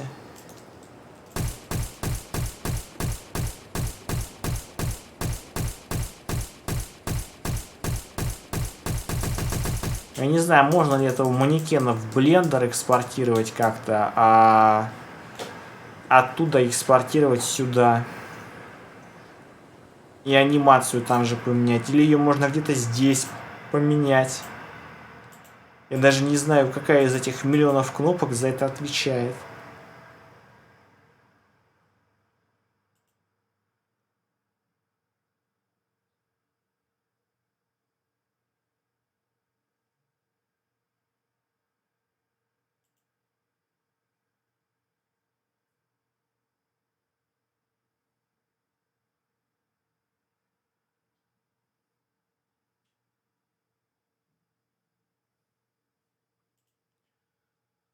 Потом, в общем. Mode, select a part of your mesh, go to the mesh menu and select separate. Here you have a few options, but selection is the one you want. This will separate your selected geometry into a new object with its own mesh data. Let's talk about how to manipulate the vertices, edges, and faces of our mesh while in edit mode. By default, we can already select a vertex with left click and move it around with the move tool. We can also select multiple vertices with shift left click. This allows us to rotate and scale our vertices with their respective tools as well. You'll notice that when you select a bunch of vertices, there are edges and faces that exist between these vertices that you selected that will also get highlighted. For example, if you select two vertices, the edge between them will be considered selected. And if you select all four corners of our cube, you'll see that the face within these vertices is also considered selected. You can technically manipulate faces and edges simply by selecting the vertices that form them, but you can also change your selection mode. In the top left-hand corner of the viewport, you will see three icons that represent what selection mode you're in. By default, we're already in vertex select, but you can also change it to edge select or face select mode. These will allow you to select the edges or faces directly. For a more intuitive experience, you may enjoy holding shift and left-clicking these icons to activate more than one selection mode at a time. For example, if we were to turn on every one of these modes at once, you could click anywhere on the mesh to select either a face, an edge, or a vertex at any time. Что у них там, блядь, стримит? Может, то, что мне надо? So I found this plugin rather recently. It's made by Jim Croovy here. And let me get this other window over, like this. This is aptly named Mr. Mannequin Tools 1.0. And it's great. You can download it for free, or you can help support and you can put in your price. That's like something that people do on Gumroad for sure. So I've been testing this, and it works incredibly well, and we're going to show it right now. So thank you to Jim Croovy for making this and sharing this with the community. It's really good. I'm just going to dock these tabs over here real quick. So we're in stock Blender, and I come from Maya, first and foremost, for game development. So it took me a month to switch over, but I'll try to keep kind of like a Maya-centric mind when we're talking about this stuff, if you're new to Blender here. So what you're going to need to do is you're going to need to go to Preferences here. It's off screen. And we're going to go to Add-ons, which are plugins essentially. You download that zip file, and you basically click Install, and you find that zip file. It installs it. It's really easy. There's no other setup than that. And once you have Mr. Mannequin, I'm going to first clear the scene out. I'm going to hit A, which selects everything, and then X to delete it. I'm going to hit N, which brings out our toolbox. And this is, I think, in general, where the add-ons go, is right here. So this is by far the fastest workflow I've seen for getting a mannequin in that's rigged, that you can animate, and goes directly back into the engine. So we're going to start by doing load rig here. We'll zoom in. So this is the rig for it. And then we're going to load a mannequin mesh here, like that. And we're done. That's it. Trust me, that is like, that's a breath of fresh air. That's very fast. Pretty impressive, because I've tried myself before the export-import workflow, and there was a lot more manual work than I was willing to do to get the bone orientations to be the proper. Oh man, yeah, and even if there's another rig that's out there, there's several. There's other ways of doing this, but you have to still import them as an FBX, and that can go wrong. Mm-hmm. This can't. I mean, this is handled for you. It's really nice, and I think there's a 1.1 update coming out soon if you want to switch out the custom mesh and that sort of stuff. But we're going to kind of stick to some high-level stuff here. So I'll show you how rigs work in Blender. I'm not like an expert, but I am using this current workflow here. We're going to select the actual rig itself. And we're going to switch over here into pose mode. right? And if you look really quickly, edit mode is where you'd go if you wanted to like change how the bones were set up, like your default pose. Don't do that unless you really are like a tech artist in Blender. Don't do that. Go to pose mode here, and now we have your typical IK controls, and these are really good. I like these a lot. For a fresh Blender, we have to do gizmos, because by default gizmos don't really show up necessarily. Okay. So you have to turn on these two here. And this is your typical move, rotate, and scale. We're not going to be scaling anything right now, but I'm going to start to make a pose here. It is a dab. I've been told that's okay. This is an okay thing to do. I am using global moves, so I'm just going to start putting together a pose and just showing how this rig works. That's how elbows work. That's a good elbow right there. Yeah. That's pretty good. Ship it. So we're just going to take the elbow target. No big deal. No need to freak out. I saw you guys for nuts. It's all good. The wrist a little broken here. Going to get in there. We're going to rotate it. I'm not going to pose here. I'm not going to sit here and pose here for too long, but we do have to get a proper looking dab here. This is technically a right hand dab. This is a right hand dab, I believe, is what's going on. I'm not. That's what the kids I'm call not a it. pro. That's what I've heard. And so with just this rig here, if you've tried to rig the mannequin before yourself, you can actually see, I'm going to switch into local. You can actually see, let me get in real close on here. There's a lot going on, but if you rotate the wrist, you actually see that he has the twist bone for the wrist set up. I'm twisting this kind of awkwardly. But the wrist is actually twisting. And that you have to set up yourself. Like the twist bone is there, it's skinned, but you have to rig it. So he's already done that for you. It works really well. If you don't twist the bone like that, and you just spin the hand without doing the twist bone, the hand just like rips off. It looks like it got It's like ripped more like a off. dull part, right? Yeah, yeah. And so Epic gives you, a proper skeleton, but you have to rig it. And it's a lot of work. So this rig does all of that for you. So here's the making of a fine dab. I think this is going well so far. I'm going to go to the other hand. People do it differently. There's different ways to go about it. Some people keep the hand low. We're going to go for a high one for the counter hand, like that. So same thing with this wrist. So we're just going to do a little bit more tweaking on this pose, and then we're going to bring this into Unreal Engine. And there's all sorts of controls on this that are pretty clever. Some of them I've never seen before, but there's a lot of like volume preservation going on, which specifically like near the thighs and the shoulders. There's a lot of ways to control it. So this is like a pretty professional rig, and from how I've been testing it, is completely animation ready too. We're just going to bring out a pose, but you can definitely animate it as well, and I'll be animating it later for my project.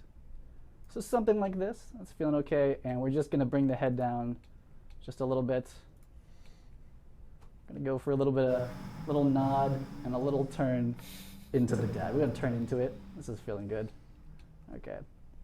And you don't typically rotate this one too much. You can. Анимации, чтобы зиговать будут. But we've got some spine controls here. So there it is. This is lovely. We've done fine work. So I'm using Blender at like 1080p, so it's a little squished, the UI. Ох, So to key this now, ох, тяжело. and that selects all the controls. Gonna right click. Ой, никогда Rotation. с этим не разберусь. Location and rotation, but I'll do the whole thing.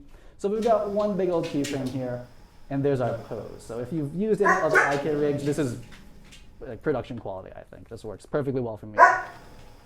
So the process of getting this out is a little bit different than your standard export, which we could talk more in detail about it. You want to use the way that he has designed the export. There's a lot of settings to manage with Unreal Engine Blender. This one does it for you with the mannequin. It's fairly complicated, so this really just makes it very quick and simple. We'll go over making our own custom skeleton, and I'll show you more of the actual settings too. But if you're specifically looking for mannequin stuff, this is like the easiest one I've found so far. So real quick here, I'm not sure if his handles it, but we want to change the frames per second to 30, right? So Blender's defaulting to film 24 frames per second. I want to change that to 30. I believe that has to happen for his plugin. I'm not sure if it converts it by itself. But so we've keyframed this pose here, and within this plugin here, this add-on, the Mr. Mannequin Tools, we want to do export mesh and export animations. And we're just going to set up these folders here. So I have a folder already made. I have one for meshes. This is if you're going to export the FBX, and one for the animations, which I'll go over here, anims. There it is. And I believe I was messing with this earlier. You have to click on start and end keyframes. That's what was helping me get this actually out. And so with that, fingers crossed, we export to FBX. Let me just double check in the file browser that actually came out. I believe it will. off screen? It did not, so hold on 1 second. So let's see here. So I did that. We can't click. Export meshes. We're not technically exporting this mesh. The animations, it should go there. Apply modifiers. Oh, you know what I'm going to do? I'm going to save this file. It's a good idea. I think that was Yeah. it. Yeah, I think it was to be saved. So I believe this is my Blender folder here. Right, so Blender folder. I'll just overwrite this one. That might be it. It might need to be saved for this to actually export. There it is. There we go. Excellent. Yeah, so save your Blender file in general. Decent practice. So the name of that comes in a little bit long, but you can just change it if you want to. So now we're back in Unreal Engine, and we're going to apply that animation we made to this mannequin. It's a little crunch, the content viewer, so I'm going to try to find all this stuff. Is this a skeletal mesh right here, right? This guy. Okay, so we'll drag him out. And so we're going to import that animation. There's an animation folder here. So we're going to make one of these here. We're going to import, and this is that folder, Blender Anims. Definitely go ahead and rename that. For me, I'm just going to leave it. That's like a stock name. You would change it to whatever makes sense for your project. And we're going to apply it directly to the UE4 mannequin skeleton. There's a lot of workflows where you bring in your own skeleton and you retarget. Those are pretty easy, but there's a lot of places that go wrong. This, you just apply it right to the skeleton, really easy. None of this. Don't change anything. Keep it all stock, and we're going to import. Ooh, look at that.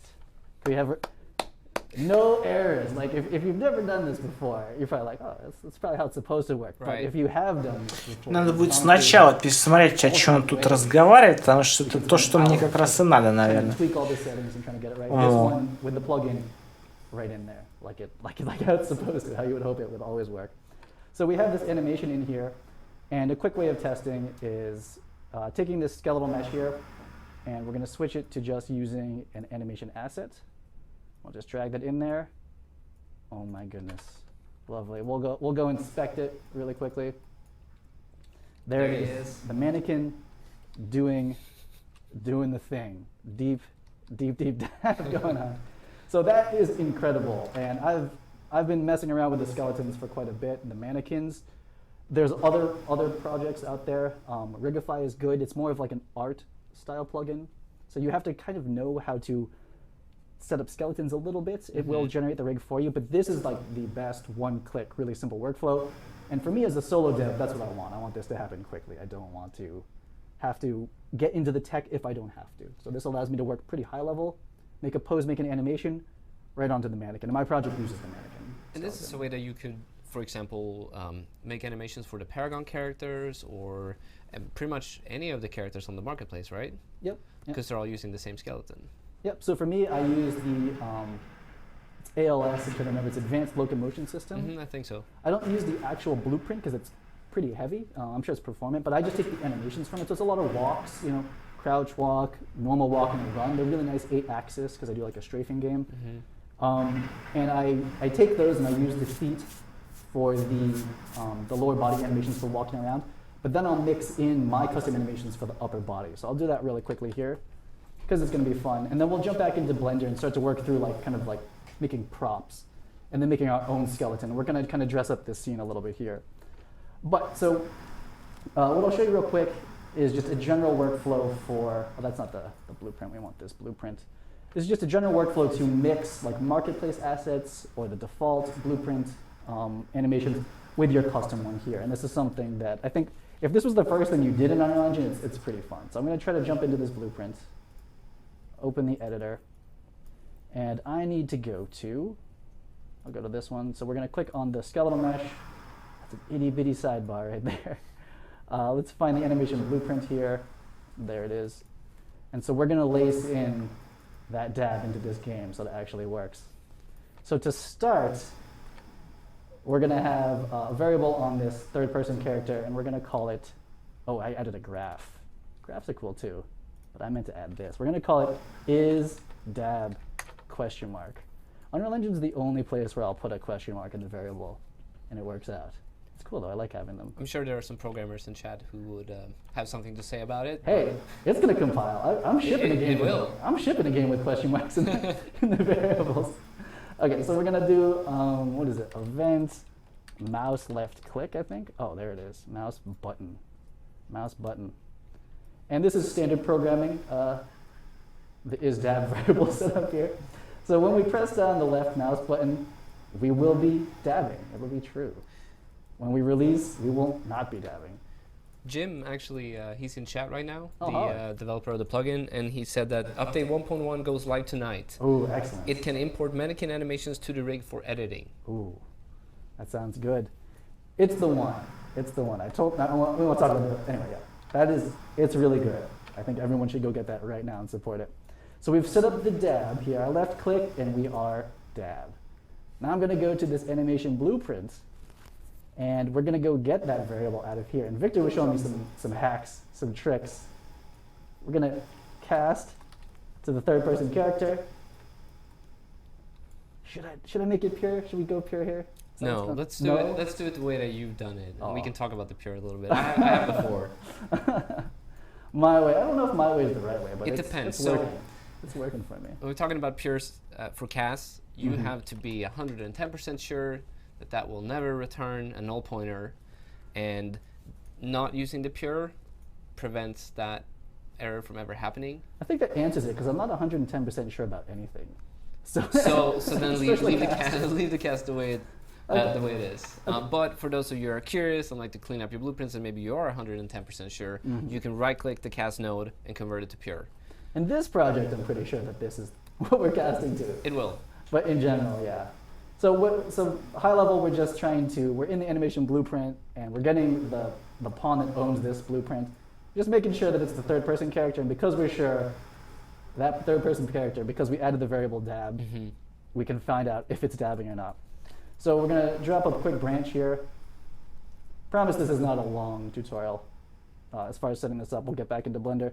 So now the animation blueprint knows if we're dabbing or not, and we're going to add another variable here called dabness, and I'm gonna make it a float, which we'll see why in a second. Like that. Saving. And we're gonna drag these out, and so if our character is dabbing, we're gonna set dabness to 1, and if not, we're gonna set it to 0. You can also use a select, but I'm always a little bit clumsy with select nodes, so this is kind of a simpler way for me, at least to debug later. So now the blueprint knows if we're dabbing or not, and we're going to simply take, if you've never been in here, this basically allows you to have the legs move and jump, and it handles those animations for the whole body. And how do you get back? It's this, right? And what we're going to do is we're going to intercept that animation here, and we're going to just layer our animation over it. So that's a layered blend for bone here, like that. Throw that in there. We're going to go find ours. Again, we named it kind of crazy. So the animation we brought in is named kind of odd. It should be called like UE4 Mannequin Dab or something. But you can change that. So we throw that in there, and you'll see that it has a blend weight there.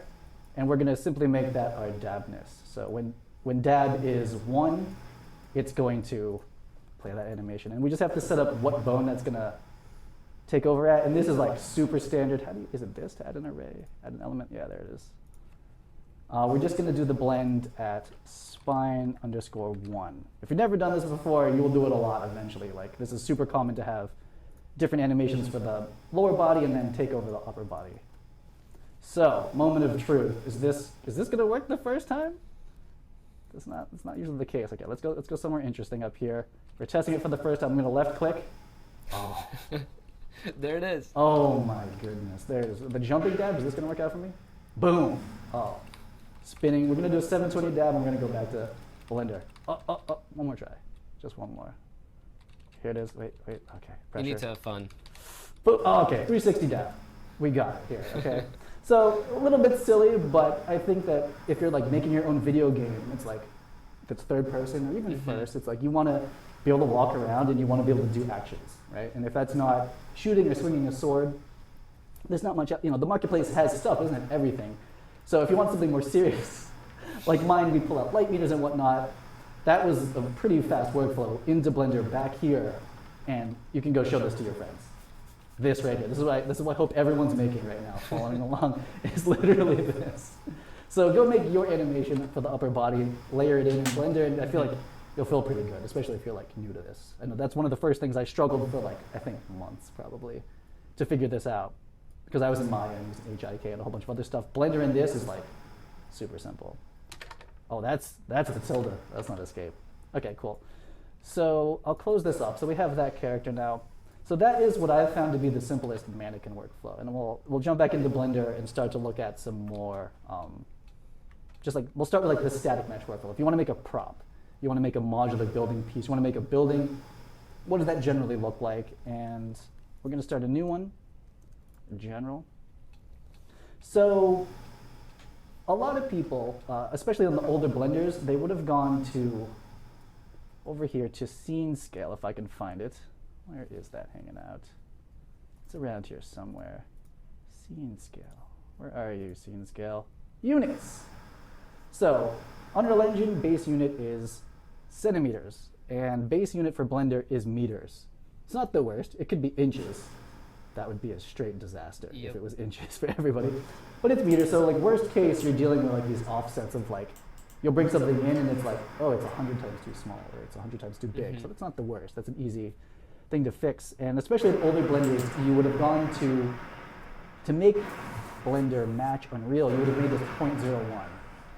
And you can do that, but I think that starts to make issues for Blender itself. Like when you're doing physics and you're doing rigging and some other things, changing that scale can really start to make things kind of funny. So I tend to work at just 1, and we'll look at what happens in the workflow as you do that.